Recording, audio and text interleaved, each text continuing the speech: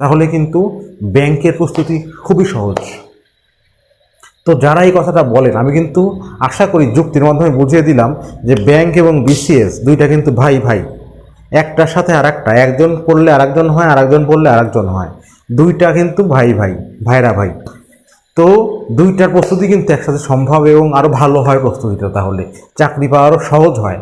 ধরলাম, আমি মানি যে ব্যাংকের ম্যাথগুলা সময় নিয়ে করতে হয়, তাড়াতাড়ি করতে হয়, অনেক কঠিন থাকে, কিছু কিছু কঠিন কিছুই না, সহজ থাকে। কিন্তু ব্যাংকের ম্যাথগুলো যদি আপনি ভালোভাবে করেন তাহলে কিন্তু আপনার বিসিএস এর ম্যাথ বা বাংলাদেশের যে কোনো সরকারি চাকরির ম্যাথ আপনার কাছে সহজ মনে হবে।